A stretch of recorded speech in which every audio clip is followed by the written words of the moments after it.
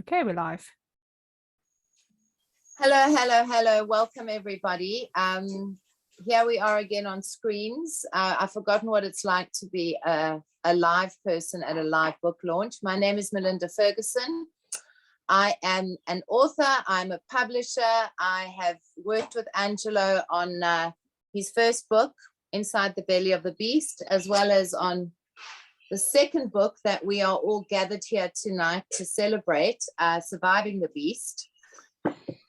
Whether, Angelo Agrizzi is probably one of the more controversial whistleblowers in our country.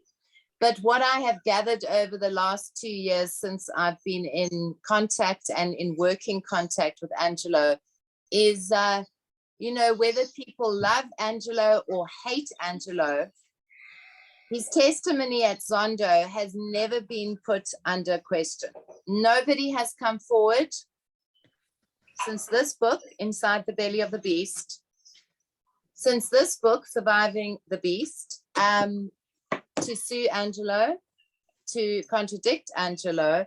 And I think when we look back at the history of state capture, and we hope it will be historical one day and not something that just keeps going on and on, Angelo Agrizzi will be seen probably as the person who uncovered and who had the most to say in terms of uncovering corruption in this country. So, Angelo, I celebrate you for that, and I celebrate you for your courage in telling your story. Thank you, Melinda, and good evening, everybody. Tonight, Angelo will be in conversation with John G.I. Clark. I'm not going to give John a whole CV. What I'm going to say is that John is a very well-respected social worker. He's a man deeply interested in social justice and a very special interest in whistleblowers. Exclusive Books, our chosen bookstore to launch this book tonight, is our host. And thank you very much, Exclusive Books. You always do a fantastic job. At the moment, Surviving the Beast is number 6 on the Exclusive Books top 10 local nonfiction bestsellers. People, if you haven't read the book, it is fascinating. It's brilliantly written. It is a story, I think, that begs to be made into a movie one day. And with that, I'm going to leave the room and wish you both all the best. I shall be watching avidly. And once again, if you want to buy the book, buy it at Exclusive Books. Have a great time, guys. Great. Thank you so much, Melinda. As a person of your profile and reputation in publishing, it's an extraordinary privilege to be part of this extraordinary project. And Angelo, thank you for inviting me. Maybe if people are wondering why on earth he's choosing me to do this, is because a year ago, when Mandy Wiener's book came out about the whistleblowers, I'd helped her with one of the chapters. And obviously, having all the other stories, I realized that there was a vast, virtually vacant niche of people with social workers, psychologists, psychiatrists, to assist and support whistleblowers through the ordeal of the journey that they have to go through. And I thought, well, let me make myself available, and one thing led to the other, and I find myself now in the eye of something of a storm with whistleblowers sharing their stories with me, which has actually given me hope in the midst of the despair of what people feel about where South Africa seems to be going. I mean, the debate in activist circles is South Africa already a failed state or trembling on the edge of becoming a failed state? I prefer to say, well, it's a question of how do we get ourselves out of that failed state sort of gloom and doom. And I have to say, as I've got to know so many of the whistleblowers who have testified at the Zondo Commission, have written books about their experience. I mean, I've just turned 65 and I should be retiring. I promise you, I just feel like my journey as a social worker has just started. And Angelo, your book, really, you described it as, well, let me just pick up on what Melinda said to kind of link up with what she said. I really do, in canvassing opinion, believe that your testimony at Zondo basically took the commission into a higher orbit. And it was a little bit out of the gravitational attraction of the ruling party, the ANC. Yes. My theory is that they thought they could manage things so long as it was Jacob Zuma and the Guptas who were basically the villains, and the party would probably emerge, wounded but walking. But your testimony showed that the state capture project began a lot long before, and it was party captured by the Watsons. Is that a fair theoretical kind of postulation? I think it's a very, very accurate postulation. I think it's factual what you said, and I think that it was necessary because what would have happened is we would have just been shown what the Guptas have done and naughty boys, and they've gone off to Dubai, and we would have forgotten about what was actually happening at our home front in 2000 already, and 1999. So that's why it was so important to uncover it and unravel the whole damn thing, so that everybody could see what it was all about. And yes, I do believe that, and Paul Pretorius himself said so at the commission, that it just went into a totally different ambit. It went into a totally different sphere. We put the whole commission into a totally different sphere. I see, sorry, Grant, you've used the wrong link. You've used my link, so if you could just switch off your screen, please. Okay. Okay, you'll do that. Let's carry on. All right. Yeah, and I think that's why the Zondo Commission, partly why it had to be extended, because there was so much more that needed to be, accommodated within the process. And yes. I think one does have to have empathy for Judge Zondo himself, because but it really is quite historic. I mean, people get depressed about South Africa, but it was quite significant when I was with all the other whistleblowers when Cyril Ramaphosa arrived at Zondo to testify on the second time, and was at the same moment that Jacob Zuma was actually being taken to prison. That's right. Actually, he didn't stay there very long, but it is quite significant that in South Africa we could have a former president be locked up for contempt of the Zondo Commission, whilst his successor and his former deputy was arriving at Zondo with his blue lights and all the rest. And he was testifying, and he basically was apologizing and promising support for whistleblowers. How are you feeling in terms of the state of affairs now? Do you feel safe? Do you feel protected? And what more do you have to say? Well, John, I don't feel protected at all. And quite simply, I mean, what promises were made to whistleblowers, and that I haven't seen it materialize at all. I mean, quite simply, I mean, my life has been turned around into an utter mess.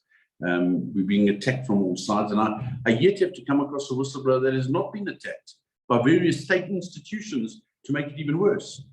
So, that's unfortunately the situation we find ourselves in, is that it all seems to have been just lip service to whistleblowers, instead of taking the bull by the horns and actually doing something with it, and speaking to people like yourself, speaking to Slow, and trying to create an environment where whistleblowing is encouraged. I mean, we were arrested 2 days after our whistleblowing testimony at the Zondo Commission. It was absolutely ludicrous. But was that because there was panic, and that there were in the ruling party, or elements within the ruling party, different factions, that, my goodness, how are we going to keep this guy quiet? I mean, not only were you then arrested, but you survived what really must be the most extraordinary ordeal. And I know people have given you the nickname Lazarus, because you came back from the dead. But the strange thing is that, John, is that, we were arrested after our first testimony at Zondo. We went back to Zondo and we completed our testimony. That wasn't enough. So what happened is, later in October, what did they decide to do? Well, let's charge him on exactly what he revealed at the Zondo Commission. All right? And let's actually lock him up for the night. And let's deal with him that evening. And that's exactly what happened. And obviously, I mean, a year later, my health is still suffering. It's on a downward spiral. It's never been this bad. And, you've seen it's just continuous. I mean, the attack is just continuous. It doesn't end. It's unabated. But can I just say to all folk who've joined, if you have questions, do put them in the Q&A rather than in the chat. By all means, comment in the chat. It'd be interesting to see what people think about what Angelo's had to say. And towards the end, we will actually feature those. And remember to go and buy the book. It's exclusive books if you feel that you can't wait any longer. I think they're still open. Angelo, picking up on that question now of, you know, your survival and how you came back from the dead. I saw a post on your Facebook page recently where you talked about, I think you said, the story you tell today of how you survived your ordeal will become the survival guide for someone in the future. I hope now, the so. question is, what survival guide did you have to carry you through that ordeal? I think just my faith. And I think it was my faith, and it was this burning desire in my belly to make sure that people get held, to get taken to task for what they've done. Mm. I mean, I think that is what, I didn't have any survival guide. We went on, as whistleblowers, we went on what we thought was best and what advice we got from our attorneys and that. But at the end of the day, I mean, John, there was nothing, there was no blueprint for us. We had tried to report to various people, to various organizations. Nothing was available for us to channel it through and to say, all right, fine, this is what the information is we've got. Yeah, how can we present it? And how can we put it before the courts? We weren't given that opportunity at all. Because it was before the Zondo Commission that you were beginning to try and get the story out, and you were being frustrated with authorities, and I mean, for me, the implicit concern I have, and I'd love to know what people think about this, the whole notion of a constitutional state is that there's an implied, or in fact an explicit social contract between citizens and the state. Now, whistleblowers are citizens who have basically done their side of the contract. They've blown the whistle. They've alerted wrongdoing. But the state, on its side, should be ready, in a sense, of people that blow the whistle. If you think of the state as a referee, giving red cards and yellow cards, getting people off. We haven't seen that in any degree, and it's leaving, I think, many people in civil society exasperated and afraid. Yes. And your experience, unfortunately, doesn't give any confidence in terms of how we're going to get out of it. Well, we had 48 other whistleblowers, John, and when they saw what happened to us, they just retracted. So what does that tell you? That's the effect that it had on whistleblowers.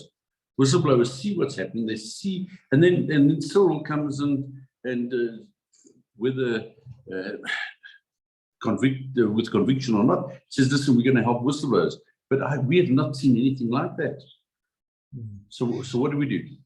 Okay, well, now in that survival guide, I mean, what I love about the fact that your first book, you were not entirely satisfied that it had, that there was stuff that was left out because of legal advice that you wanted to put in.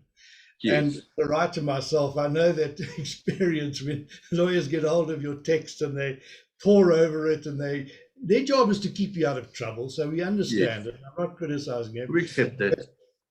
But you then published a second book, which then included a lot of material that had been left on the cutting floor, so to speak, from the first book. Now that you've published the second book, what still needs to be told? What are there any revelations and secrets that you need to make, that need to be made? John, there's so many more revelations and secrets that are out there. I mean, if I look at the Department of Justice, 650 million rand contracts there, the hiring and the rental of the Salu building, and the Maya and the corruption that was involved there in the old South African Landbou Unie building, where justice has now taken occupation. And I look at that and I think to myself, should I uncover or shouldn't I? Because what point is there to uncover it as a whistleblower when you put it out there? I mean, Lucila Motepo put it so nicely that, we can give all this information. Newspaper journalists and that, they've got jobs tomorrow, they've got salaries, they get protected.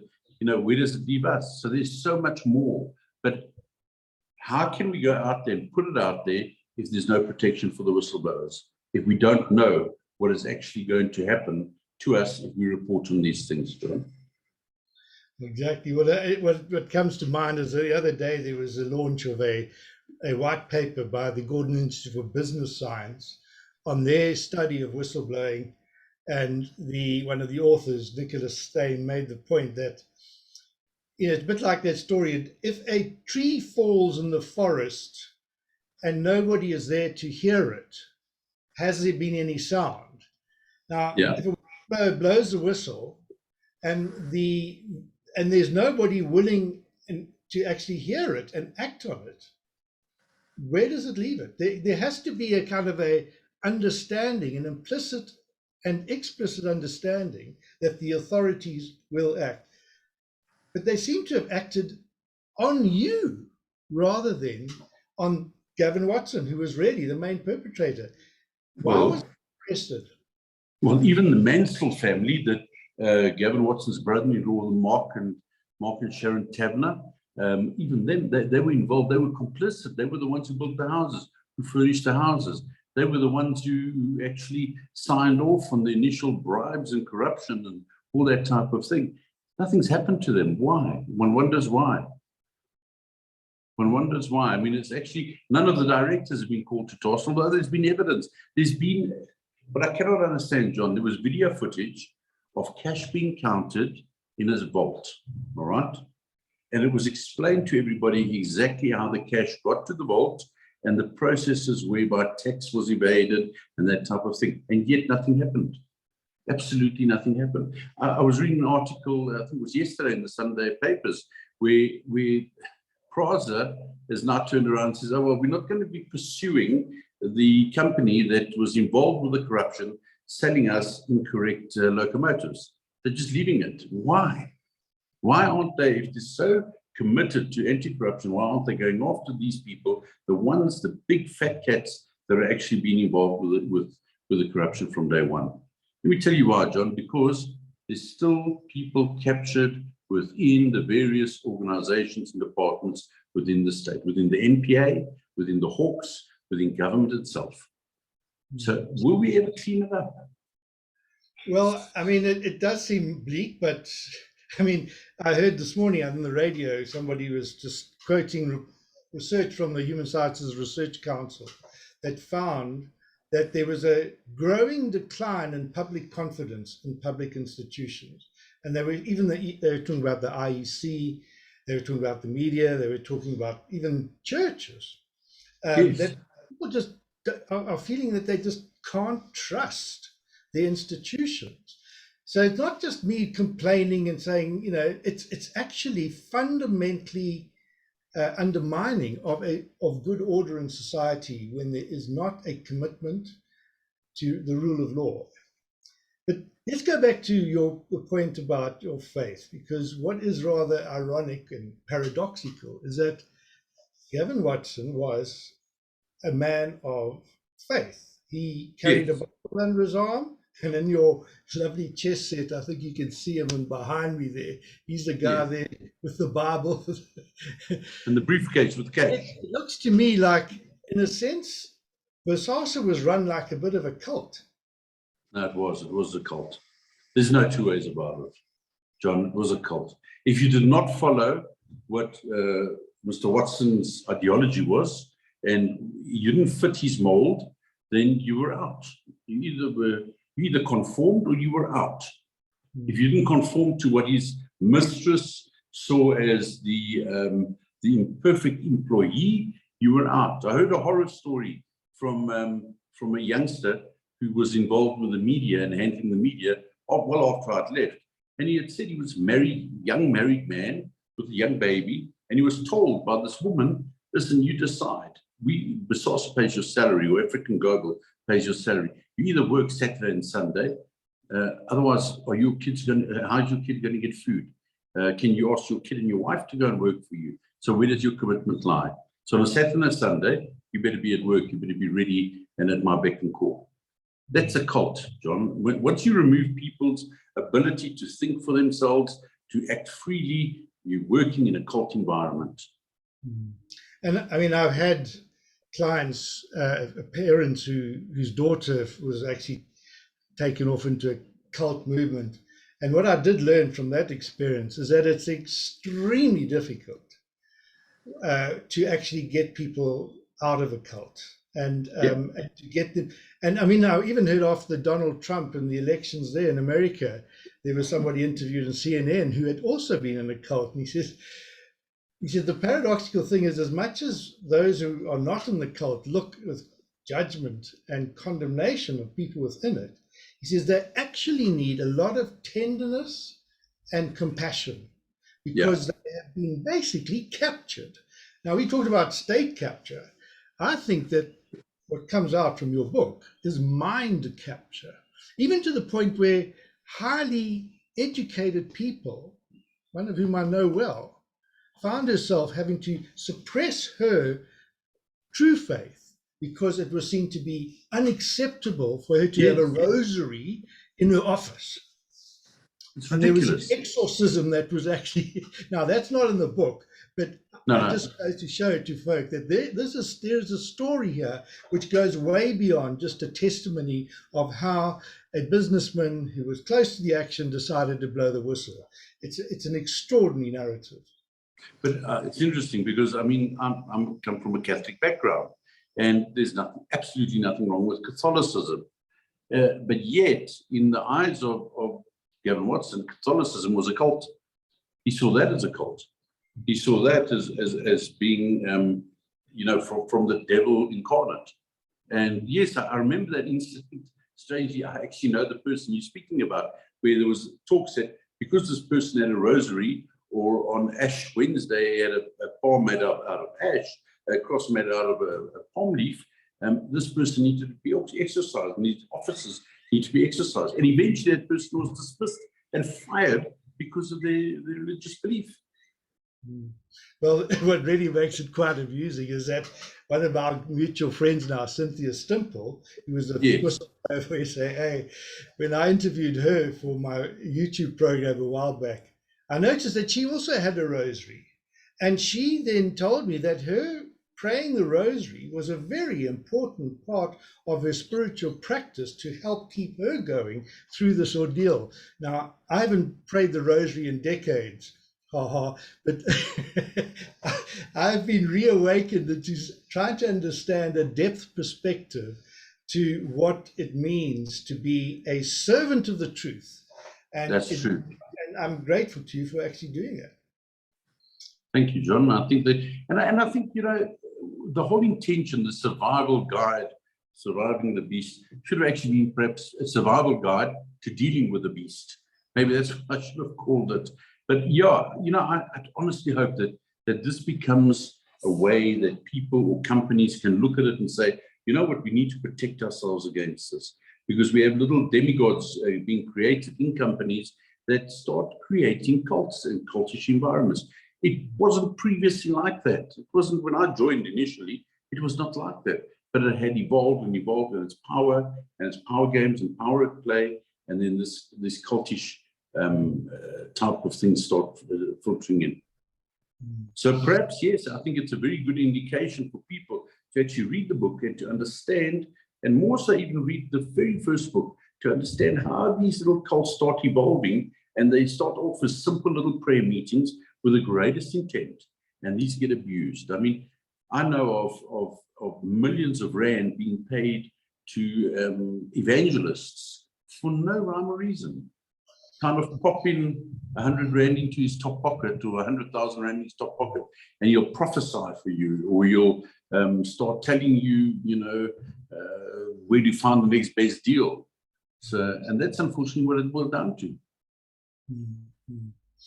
Well, mind folk that I'm looking for questions to kind of keep us going here. I've got so many, and having now got to know Angelo for now, what's it, about 2 months now, Angelo. Cool. It's just become more and more extraordinary. But let's go back to the politics. Now, I mentioned that your book in some ways took the whole Zondo Commission into a higher orbit, out of reach of the gravitational pull of the governing party. Because, I mean, it's a deeply factionalized party. And of course, we were all very great, those of us who were concerned about where things are going when Jacob Zuma was running the show. Yeah. We're really relieved that Cyril Ramaphosa were managed by such a squeak of a hair's breadth to actually win as the presidency. Unfortunately, not with his own slate. How do we transcend, and dare I say this, the cult of the African National Congress? Is it a cult? As soon as one can say that one person, let me not beat around the bush. If you can turn around and you can say that, listen, I would rather look after the party than look after the people that put me in power and the people that I'm supposed to be serving, then you have a cult. So as soon as you put your own interest above that of the people's, I honestly believe you have a cult. When you start developing a kind of attitude of, well, we need to protect our people that are in leadership when they do wrong, then I believe you have a cult. So, I don't think it's quite there yet, John, but I do think if they don't protect it and they don't start taking cognizance of what's happening, it's going to eventually get into a spiral and become a cult itself. Because why else? Why do they do the things that they do? I mean, it's unbelievable. I know the ANC from 1996 already.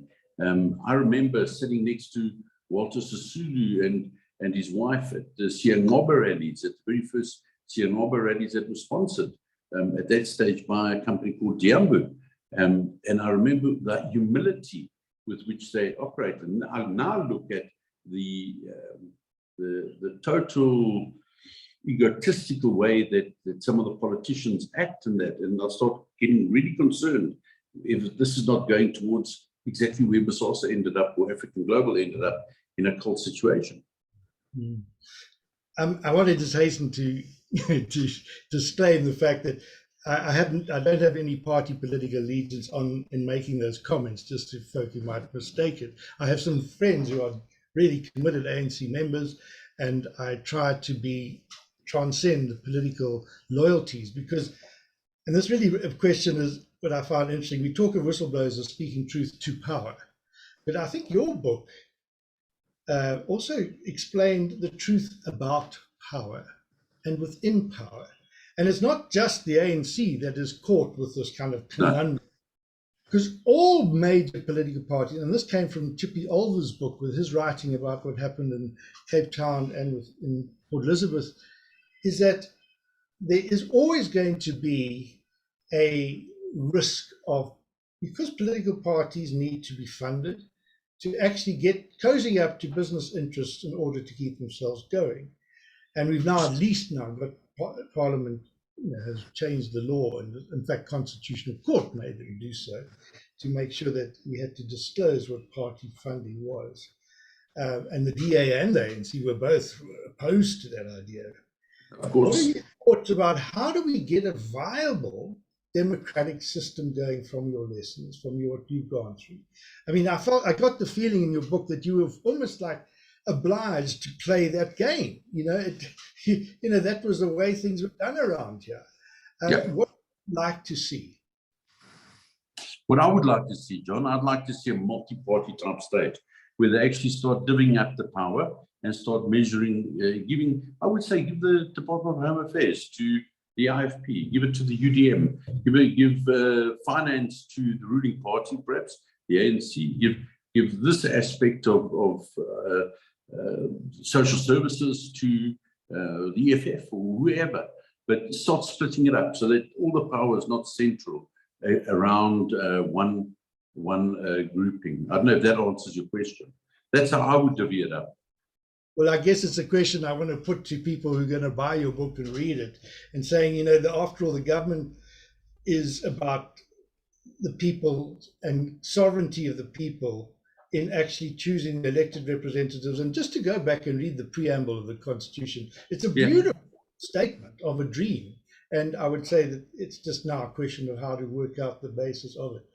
I've got a question from somebody, and I guess this was one you could have anticipated. What are your thoughts on the death of Mr. Gavin Watson?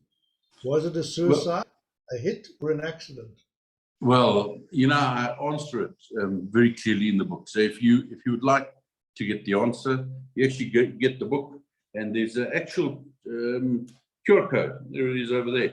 It's actually nice and bright, and everybody can see it there. It says scattered in. You've got to be 18 years or older, and there's a little check that you have to go through. But if you scan that in, you'll actually see the truth, and you'll see what actually happened with Gavin Watson, and the facts are there. I mean, you just need to make your own conclusion with that. I'm not going to be the one who says who killed him, and it's a kind of you remember the old Dallas, who killed J.R. Ewing? Well, the facts are all there, and that's why I put the QR code there. And I think there's about 25 slides, forensic slides, that people can go through and actually have a look and make their own assumption. So I'm not going to give it away. I would just say to folk, if they buy this book, they're not just getting a text.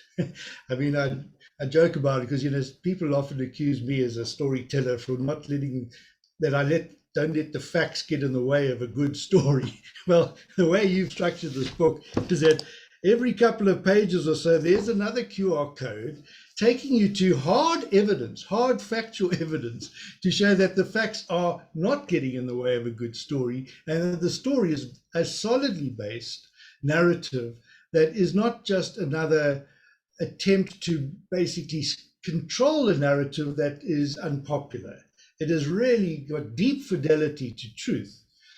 Whose idea was that, and where did you get it? Because people who are in publishing are all envious of you, including myself.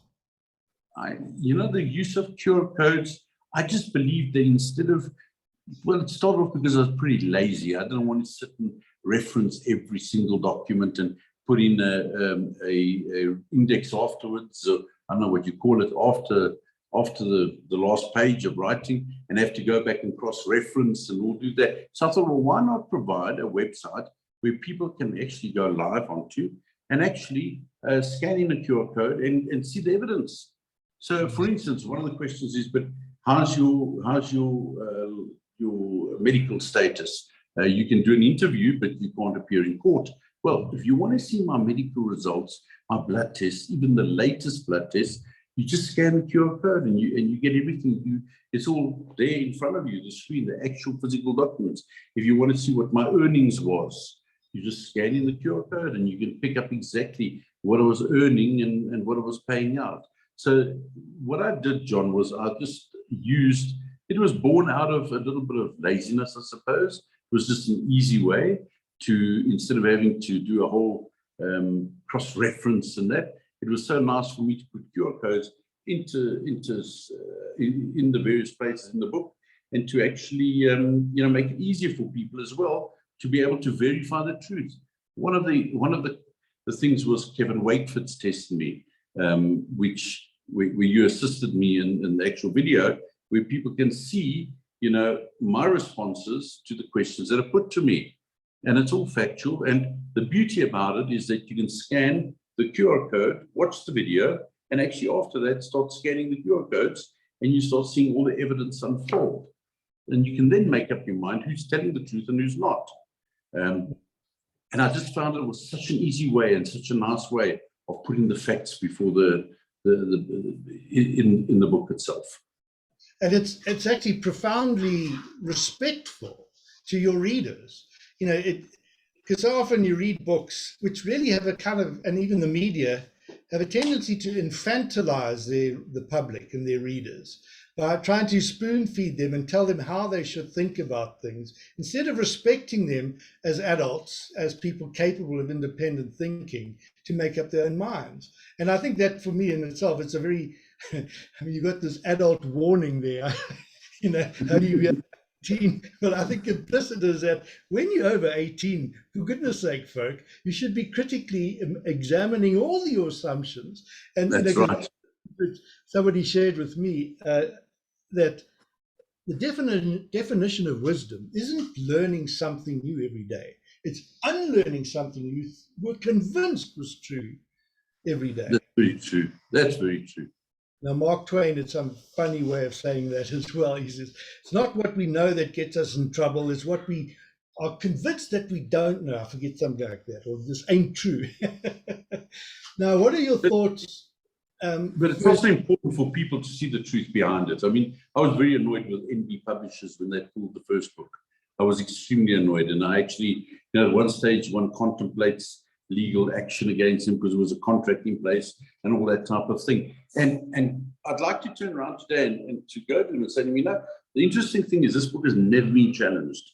Neither of the books. I mean, the first one, nobody's ever gone and said, okay, we want to disprove this point and that point and that point. None of it.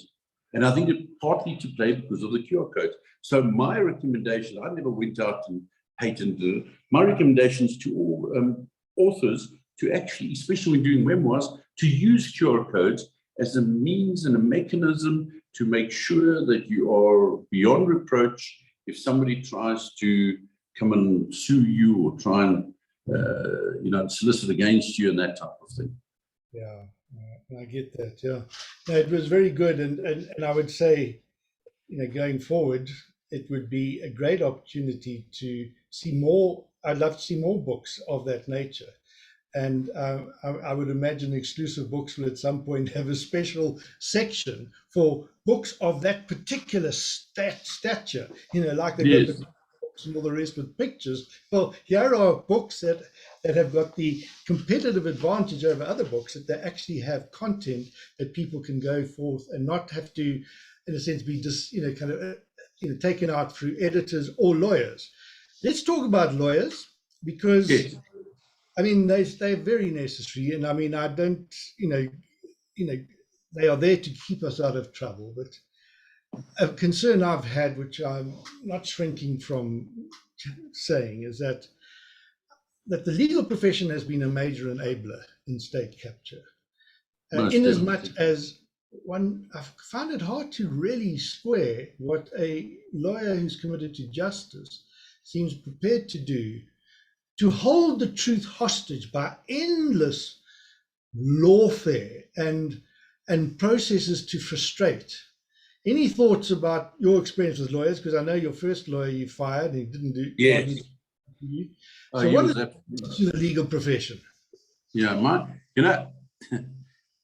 I always look at lawyers and I think to myself, there's and there might be some very good lawyers listening in, but I refer to what's called the Bermuda Triangle, and it's spelled BOER -MOERDA triangle, and it's a play on the Bermuda Triangle, where when any ship or any plane goes into it, just disappears. Well, in the Bermuda Triangle, which is a triangle of Afrikaner and well-entrenched Afrikaner firms of attorneys, anything that goes in, they either loses everything or gets blitzemed.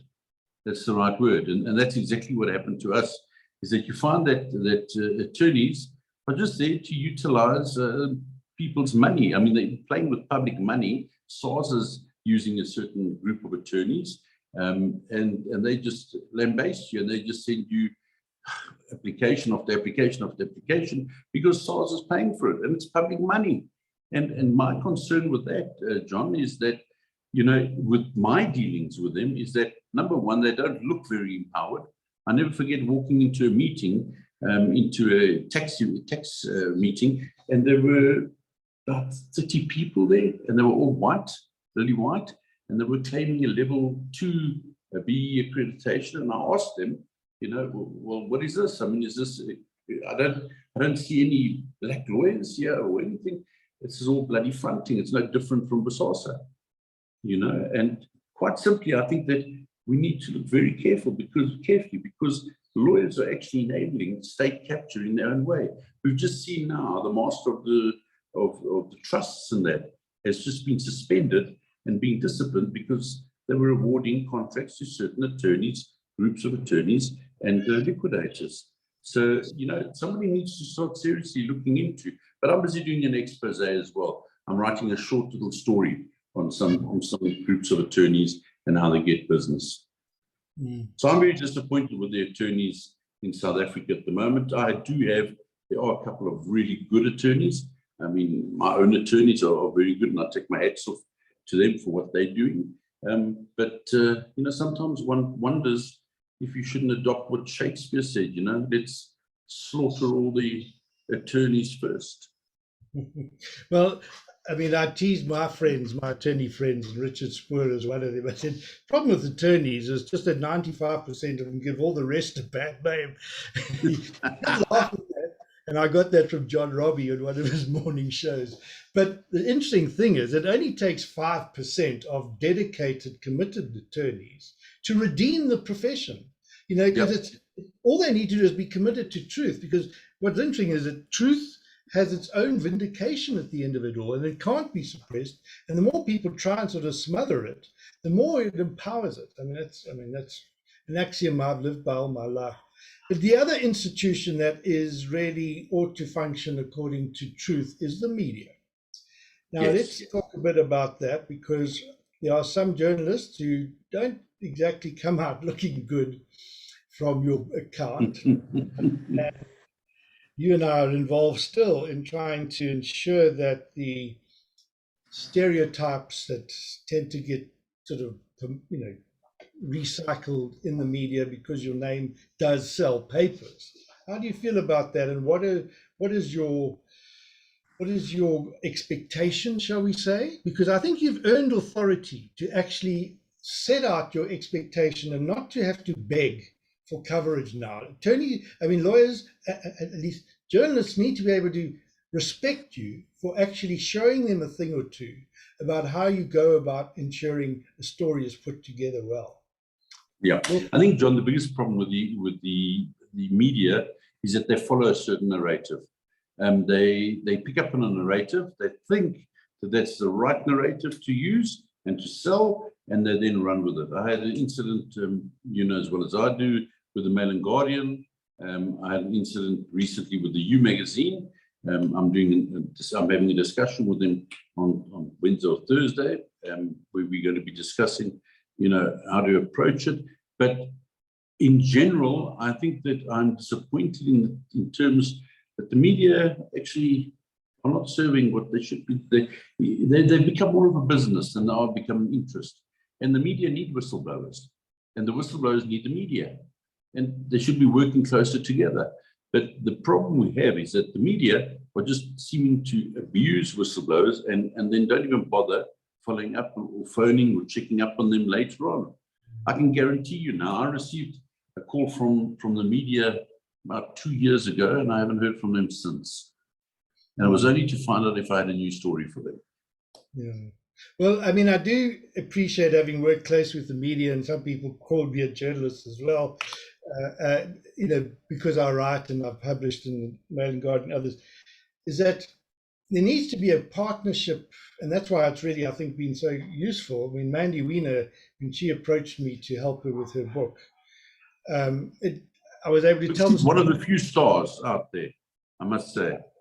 She did, and then sometimes I just want to complain that she's created so much work for me because of all the stories there. But the realization I came to after reading all the chapters is that the chapter in which I featured was really when I was without her, and we got a whistleblower from Austria who had basically confirmed what we thought was really happening with Sanral and the etolls. But in the process, I realized that there is a very important role to be played by counselors, by people who have a professional accountability. I guess that's the point I'm making. Because lawyers have got their professional accountability, and a lot of them should be reported to the Legal Practice Council. Social workers do, psychologists do, etc. And there's a place that people can go to who's got truth to disclose that is absolutely trusted and safe, a safe space. And that's really, in a sense, what I'm also saying in your book. Let's hope it precipitates a growing number of people who are in that sort of realm, like myself, who then avail themselves, because it can't be left up to heroes like Angelo Agrizzi. It's for all of us to do that.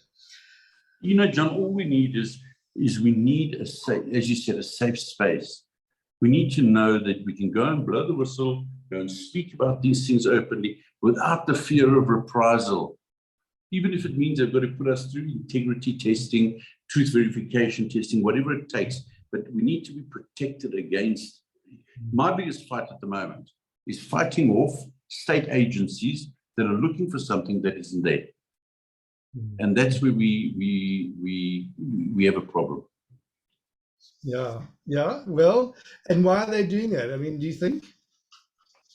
I think it's embarrassment. Trying to, in a sense, sort of vindicate themselves, because I mean, the state agencies are under a lot of criticism, and I really do have a certain measure of empathy for, for civil servants who are in a situation where they are really in trouble.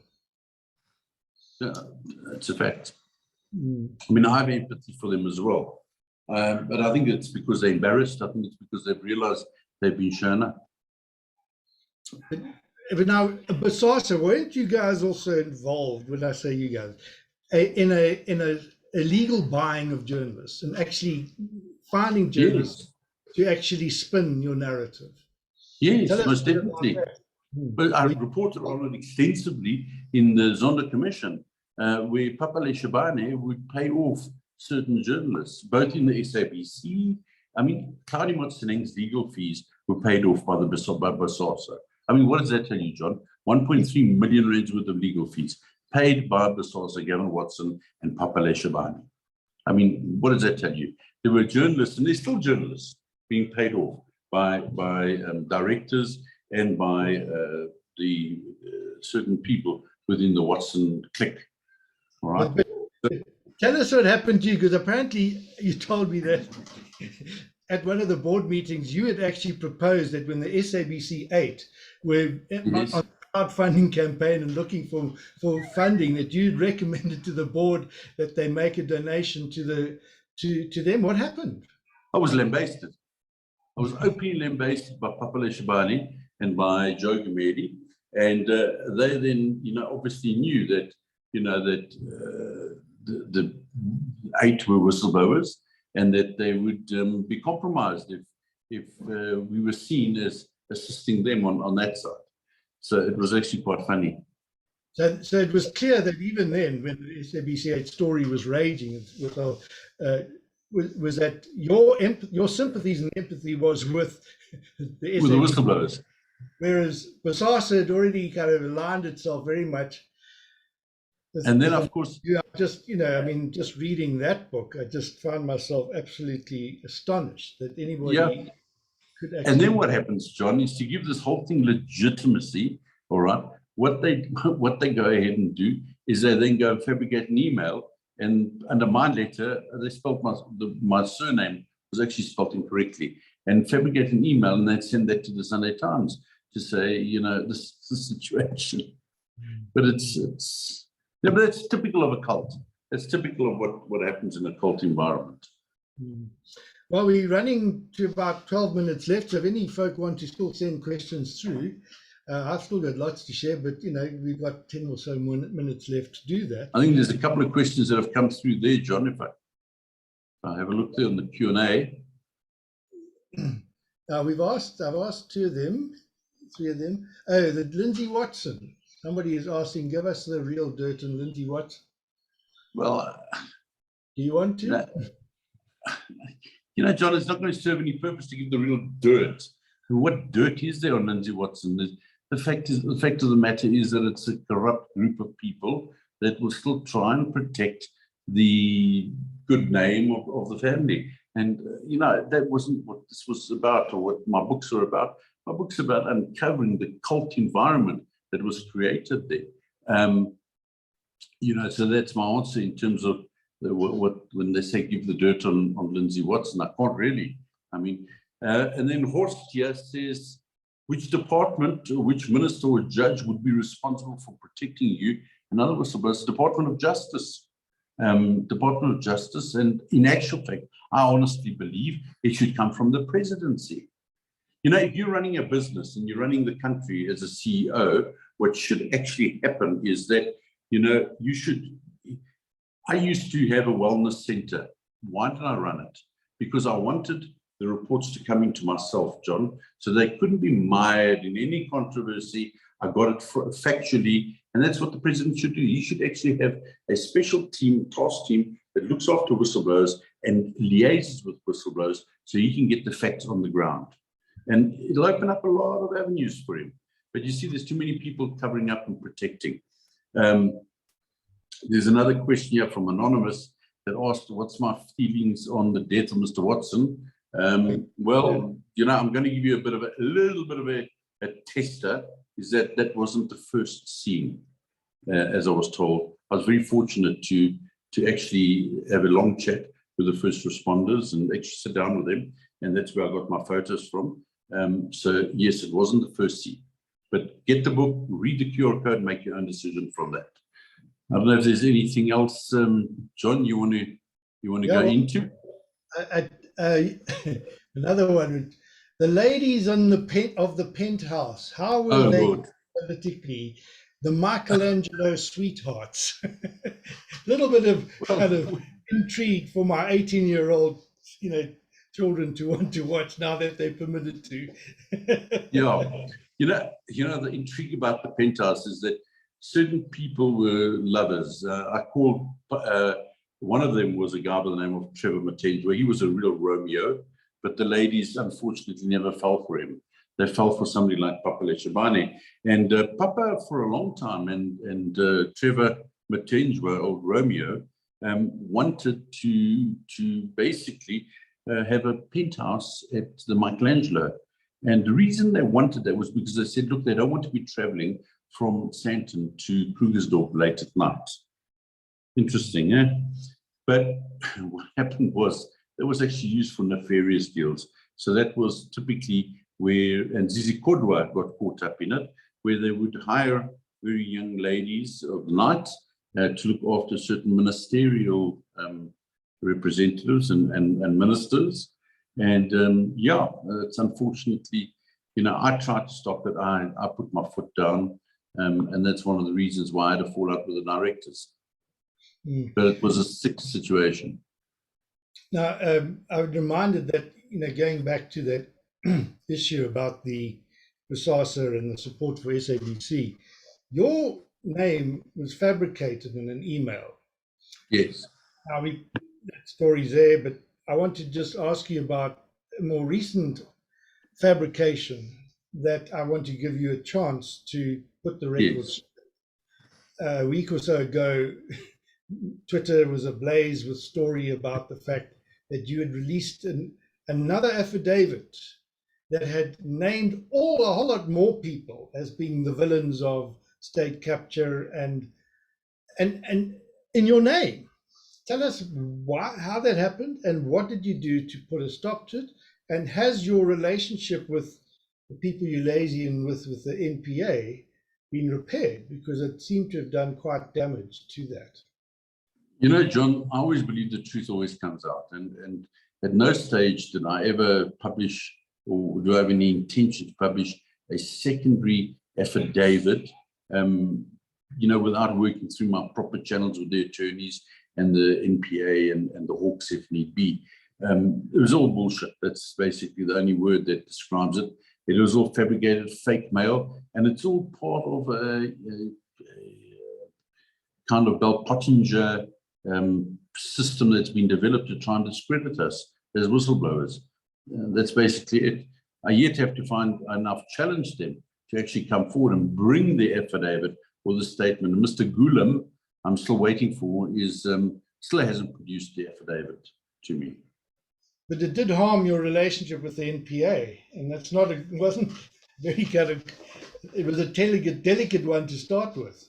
And sure. I'm concerned because we need an NPA that acts without fear, favor, or prejudice. Correct. And it's that was a deliberate maneuver to basically prejudice the NPA in some way. So you weren't really the target.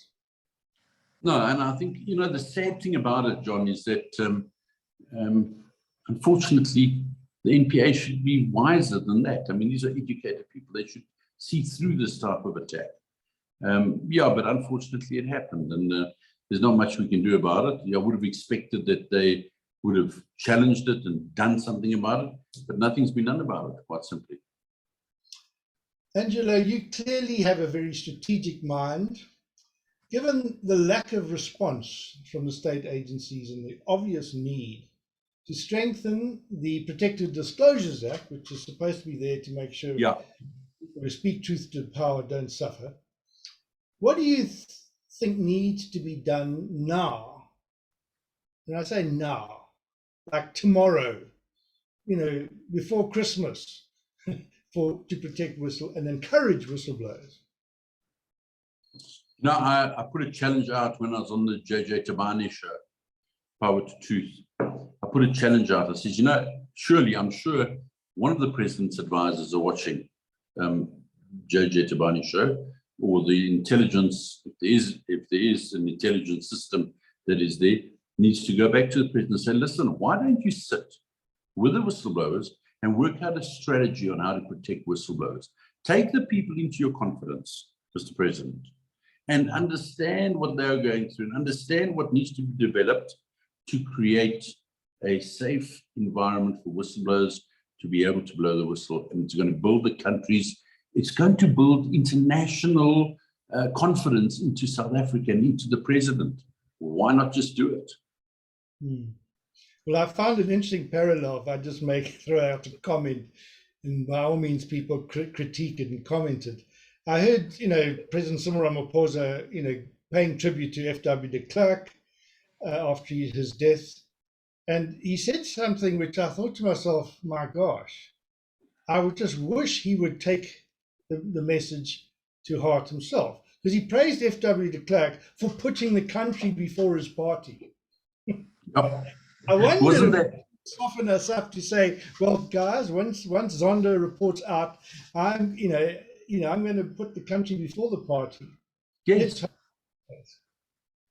And that's what needs to happen. Okay. Put the country before the party. The party's become too fat. Exactly, yeah. Because, that's the difference between a statesman and a politician. And, there's no question that during the whole transition, Cyril Ramaphosa played an incredibly important role in the drafting of the Constitution. Sure. He's now having to test it firsthand as being the president. Lastly, Cynthia Stimple, when she, in her book, talks about how she needed to write a letter to offer forgiveness to all the people that had been unsupportive, oppressive, deceitful, and made her life an absolute misery as she found herself in a disciplinary proceedings, yes, vilified, excluded. What's been your experience? Have you had anybody coming to ask your forgiveness, to acknowledge and to say, well, I now understand I made a mistake. I ought not to have done it? Anything? I have had. I'm not going to mention names, but I have had very senior people come and apologize to me and to actually say to me, listen, what I did was wrong. And, and I've taken the same stance as Cynthia. Funny enough, I didn't know she'd done that. But I'd actually written letters to each and every person, and I think it was very cathartic for me to say, listen, I know what you've done. You've lied about A, B, C, and D, and yet I'm still prepared to help you, and I'm still prepared to walk the road with you. And I think that's important, because if you harbor that hatred and that hurt within you, and you have unforgiveness, and if you've got unforgiveness, how on earth are you going to be forgiven? It's a very simple thing in the Bible. You've got to forgive to be able to be forgiven. Well, I just reminded of Candace Mama, whose book on forgiveness, she talks about Eugene de Kock and how she got to a point where when she went, because he had killed her father, and she went with the family to the prison where he was, and he was trying to make, sort of apologize. And she said to him, Eugene, yeah, I can forgive you, but have you forgiven yourself? Yeah. I want to say to folk, I know this is difficult, and that's another role that I think our social workers can play, is that, we can help facilitate and mediate, because of course it's embarrassing. I mean, nobody likes to have to come, that's why you go into the quiet of the confessional. It's far more important that we can actually get it out in the open, but you need to acknowledge it to yourself inside before it becomes something that you can deal with externally. And I think that's going to heal this country. John, my tribute is an expression of somebody who has stayed true to yourself. You have to, and you have to be honest with yourself. And sometimes it's embarrassing. I've gone through it. I've gone through where I've done it on national TV. You actually have to apologize and say, listen, I'm sorry. I made a mistake. I shouldn't have done A, B, C, and D. I shouldn't have said these things. And it's only then that you actually get released. I mean, if you think about it, John, what's wrong with that? What's wrong with actually apologizing when you've been wrong? There's actually nothing wrong with that. It's you just being honest. You're saying it as it is. I made a mistake. I called that one person that. I called this. Just be honest about it and don't try and defend it. Our problem in this world is we try and defend every single thing that we do. Don't defend it. If you made a mistake, you made a mistake. What is the big damn thing about it? I mean, I'm not saying go out there and murder people and then say, well, sorry, I killed somebody. No, that's not what I'm saying. I'm saying that in our lives, and that's why even listening to de Klerk and his last speech and that, just say, I made a mistake. This is what I did wrong. I should have done it better. And I mean, Ankie Kroch, and maybe this is a good point at which to conclude and to say, folk, it's called Surviving the Beast, or Surviving the Grip of the Beast, or whatever, the ugly truths about state capture and why they tried to kill me. Well, yep. I'm not sure we know why they tried to kill you yet, because they haven't come forward to tell us. And hopefully they will. And hopefully we'll begin to see, justice rolling down like the mighty rivers. And thank you for joining this conversation. And I would want to encourage folk to spread the word. This isn't just about the publication of a book. It's about the harvesting of deep and truthful narratives that I believe will be the salvation of this country. John, and thank you to you and the viewers as well that are taking the time to watch us. And thank you for hosting it. Thank you to Melinda. Thank you to Exclusive Books, especially for hosting the whole program. And I hope you give me a couple of kudos and move my book up to number 1 or 2 at least. And then thanks to Gina as well. Gina, you've done a phenomenal job. Always there backing me, always making sure that my information gets out there after 18 years that she's been working for me. She's just been an absolute star. So thank you very much, Gina, as well. Thank you, John. Thank you, everybody. Good evening and have a blessed night. Grazie mille. Ciao. Thank you.